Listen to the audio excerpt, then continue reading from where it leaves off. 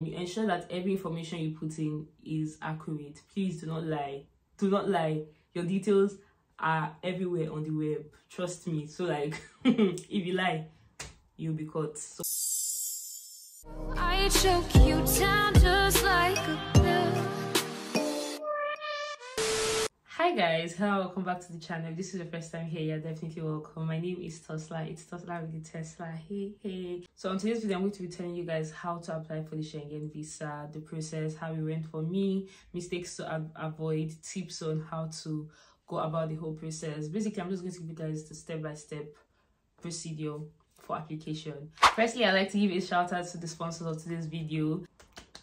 This video is sponsored by EM Normandy. EM Normandy Business School is amongst top 10 business schools in France. It has campuses in Oxford, London, Dubai, Dublin, and Paris as well. There is a multicultural environment in the university. They have students from all over the world. On a yearly basis, they welcome an average of 1,000 international students. Another good thing is courses are being taught in English, which is very important. So you do not have to worry about not understanding French well. But aside that, they have French classes on a weekly basis provided for every student who is willing to learn. Another important thing to note is that EM Normandy offers courses that give you like opportunities for internship, work opportunities. So if you'd like to work or have internship opportunities, get work experience while you're studying, you're able to get that as a student. It's important to know that EM Normandy is open to welcoming international students from everywhere in the world. So if you're interested, please check the link in my description box. You see the website to the university and you could find every information you'd like to know about the school. So guys, back to today's video. Step-by-step procedure on applying for a Schengen visa. Firstly, you'd have to go on the website. So particularly, I would say I decided to go for a country that isn't amongst the countries that are very difficult to get. So you'd only know this by checking online, to be honest. I don't have a list of most difficult or easiest countries because I've not done so much research on that. So I just did my little research and I saw that Greece was one of the easy countries to get a visa for. So I chose to apply for Greece. So what I did was I went on Google and I searched Greece Schengen application process, literally. So when I did that, I saw the link to apply for Greece Schengen visa. A Schengen visa will give you access to every Schengen country, and there are about 26 Schengen countries. I'll put it up on the screen so you can imagine like how much options you have to choose from. You could travel to France, you could travel to Belgium, you could travel to Italy, Spain, Greece, and so much more. But you have to go for a multiple entry visa. Yeah, if you go for a single entry visa, you could only go to the country you applied for. But if you go for a multiple entry visa, so for example, you select multiple entry visa but you apply for a Greece visa, with that visa you can go to Greece, then from Greece go to Italy or go to any other country of your choice. I'm glad I put that out there so you don't make mistakes and think once you just have a Schengen visa, you're able to go to any country as you want. It doesn't work that way. So once you go on the link, you fill in the application form for the country you want to apply for. So once you fill in the application form, you ensure that every information you put in is accurate. Please do not lie. Do not lie. Your details are everywhere on the web. Trust me. So like, if you lie, you'll be caught. So please don't lie. Ensure that every information you put in is accurate.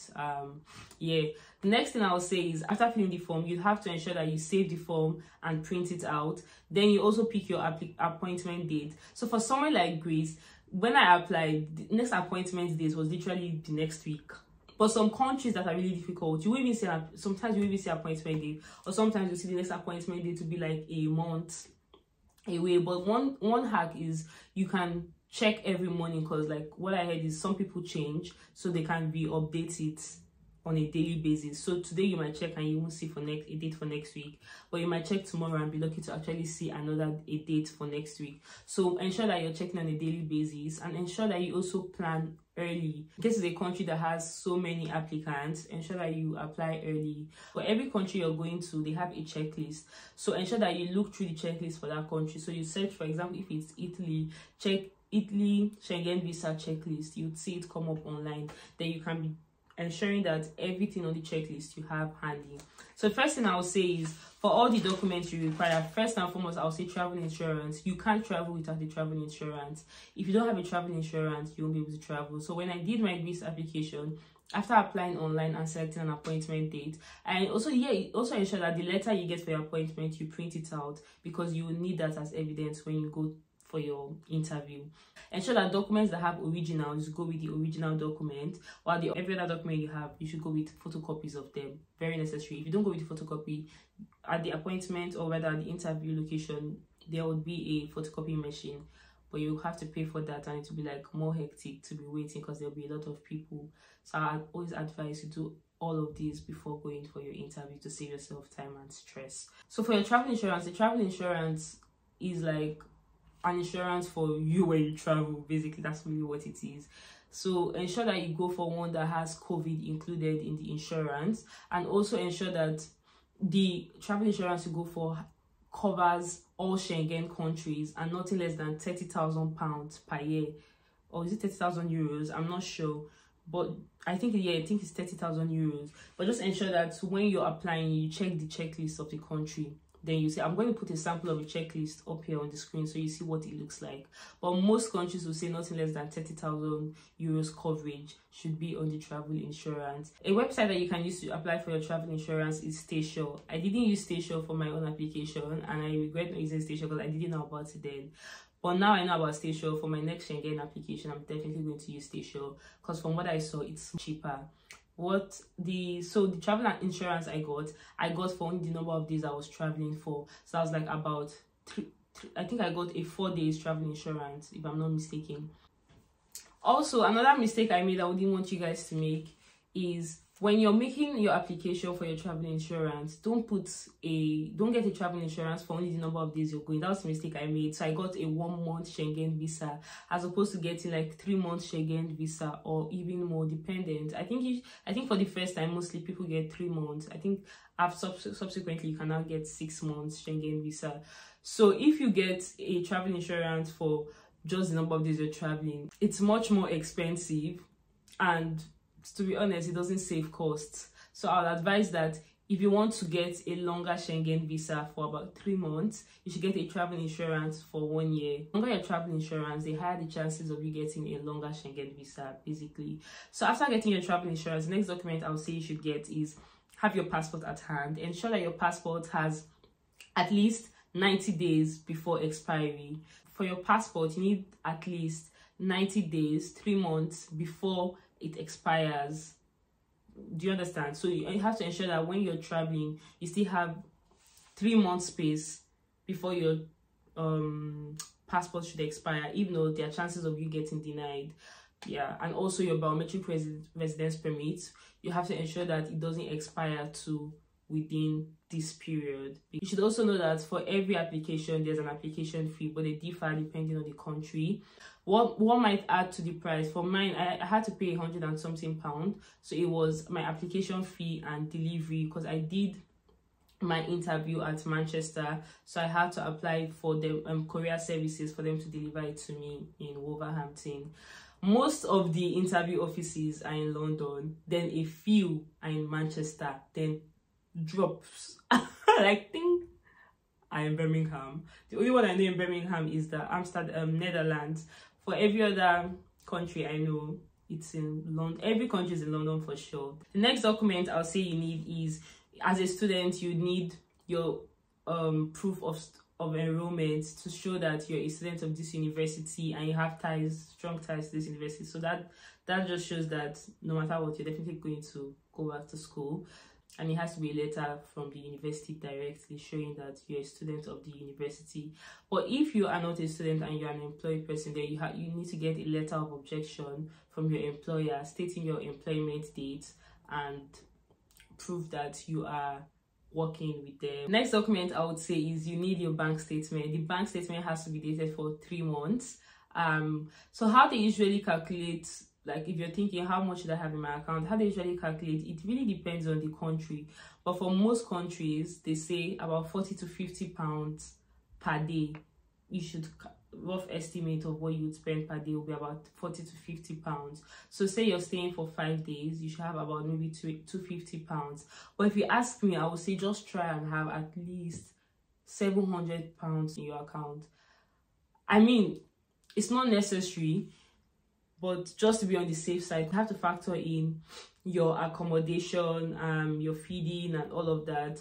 So roughly just do your own calculation. It really will depend on how long you're staying there. So check the country you're going and see how much is required. For most countries, they say have 40 to 50 pounds per day and multiply it by the number of days you're going, and have that money in your account. But you shouldn't have the exact money. You know how it works with bank statements. I think you should have more money to show that this is not all the money you have in your account, because you might even still spend that money before you travel, if you know what I'm talking about. Yeah, the next document I'll say you need to get is your flight itinerary. You have to ensure that you have your round flight itinerary, that's your to and fro flight, and it has to be fully paid for. Guys, let me tell you what happened to me. When I made my application, I didn't know that I have to pay. I thought I could just make a flight reservation, go for my interview, and I went all the way to Manchester for my interview. Got to Manchester, waited for at least 2 hours before it was my turn, even if I got there on time. And guess what?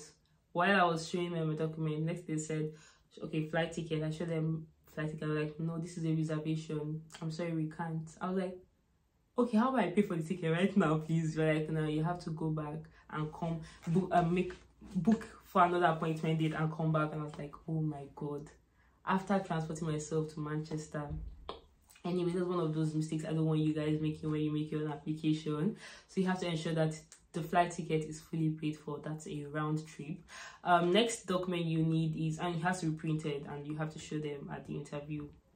Every document you need has to be printed, and you need a photocopy of each of the documents. Next document you need to get is your hotel reservation. You need to ensure you make a reservation. So for the hotel reservation, you don't need to show them a paid reservation. Like I didn't have to pay for the hotel, I only show them a reservation. You can get this on booking.com. It's easy to make a reservation. Just check for hotels around where you'd want to stay, somewhere you like, and make a reservation, put in your details, and ensure that you get a printout of the confirmation from the hotel or the Airbnb that you book for, and you go along with this when you go for your interview. So I think I've given you guys a list of all the documents you need and the step-by-step procedure on making an application for a Schengen visa. But I'm just going to reiterate: ensure that you have your BRP, your passport. Oh yeah, I forgot to say, you need 2 passport photographs, picture photographs. Ensure that you have 2 passport photographs. Also ensure that you have a photocopy of all these documents. Ensure you have your travel insurance, your holiday itinerary, that's your hotel reservation, and also your flight itinerary, that's a round trip fully paid for flight. You also need your bank statement of 90 days. Also need to ensure that you print out the visa application form that you fill, and also print out the appointment letter that is sent to you once you're given an appointment date. Guys, in the description box I'm going to put in the links of all the different websites I have mentioned. I'll check for a website to book for a flight ticket. I know of Ryanair, and there's this other one, I can't remember the name now. I'll put it up on the screen, but for every other one I know, I'll put it in the description box so you guys can check and compare different prices and see which one you're comfortable with. Yeah, if you have any questions, please let me know in the comment section. I'll be answering all of your questions. And just to say, as an international student, it's very important that you get a Schengen visa before you finish your studies.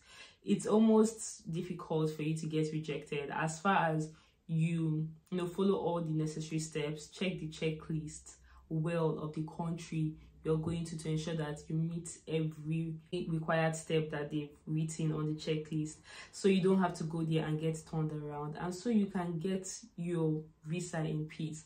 This is the best time to get a visa when you are a student, because they know that you are tied to the country because of your studies, and you definitely will come back. So guys, I would say, if you love to travel, get your Schengen visa. And it's good to see your passport has like stamps of you going to other countries, because that just shows that, yeah, this person, I mean, if you're going to be applying for other places, it just shows that, okay, you are somewhat a trustworthy person when it comes to traveling. You go and come back. You go and come back, if you know what I mean. So yeah, if you have any questions, like I said earlier, please ask me in the comment section. Thank you so much guys for watching. I hope you enjoyed today's video. If you did, please make sure to like, subscribe and comment. Thank you for watching. See you in the next one. It's bye for now.